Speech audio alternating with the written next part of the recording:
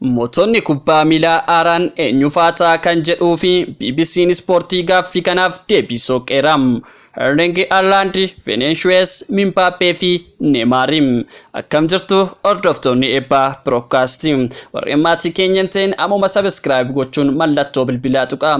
Koomentii jalatti yaadaaf qabdan nuuf kaa'aa, share gochuun hiriyoota keessan bukkee geessisaa. Qophii keenya wajjin turtii gaarii. Kubbaa miilaa dhiirotaa keessatti waggoota 15 booda moototni haaraan dhufaa jiru. Waggoota 15 darban Cristiano Ronaldo fi Lionel Messiin badhaasa isaa olaanoo taphattoota kubbaa miilaaf kennamu Ballon d'Or olaantummaatiin to'atanii turani. Amma garuu dhuma bara kubbaa miilaa isaaniitiin Ronaldoon gara Saudi Arabiyaa, Messiin ammoo gara USA godaaneera. Injifataan bara 2022 Karim Benzemaanis faana Ronaldo qabatee gara Saudi deemeera.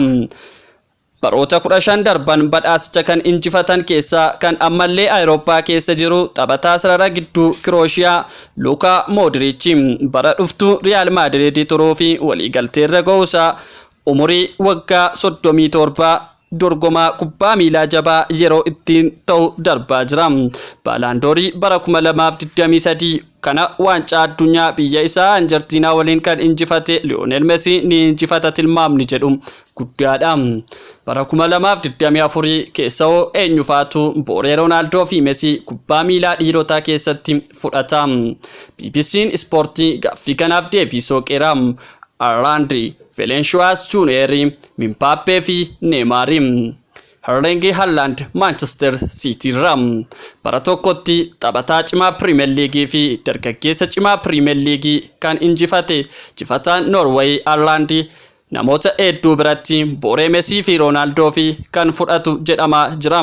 Baruma jalqaba gara Premier League dhufetti riikordiiwwan kan caccabse Haaland goolii 36 lakkoomsise riikordii bara 30 ta'uu fi Haaland Shiraarii fi Andy Cole qabamee ture 34 fooyyesseera.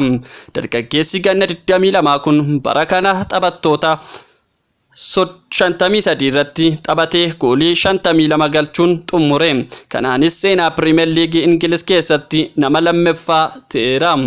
Umurii isaa 22tti biyyaa fi kilebaa fi walumaatti goolii 229 kan lakkoomsise Haaland akka ammaatti itti fufataanaan riikardii Cristiano Ronaldo kan 837 irra jiru ni cabsa jedhamee abdatama.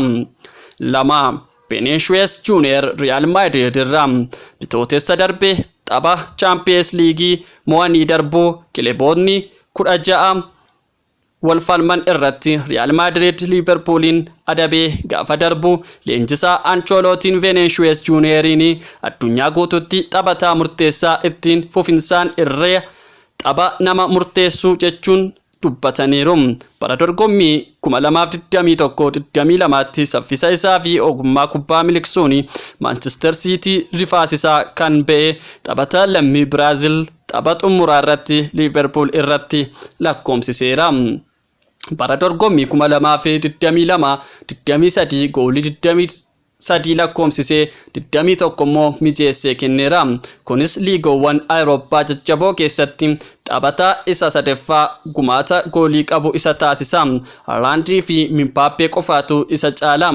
Spain keessatti taphataan cimaan kun arrabsoo jibba sanyummaa irra deddeebiin miidhameera.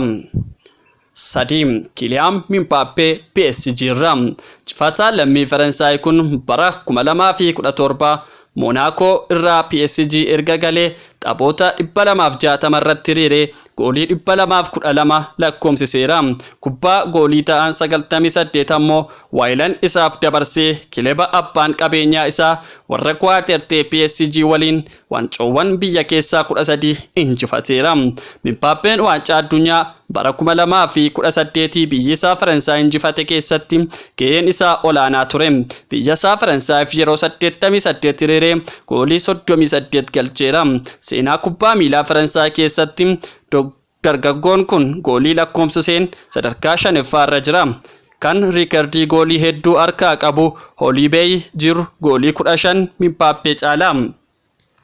Mbappé'n walitti aansee waancaa addunyaa 2 nyaachuurraa kan danqame garee Lionel Messiin onnachiisee Arjentiinaatiinidha.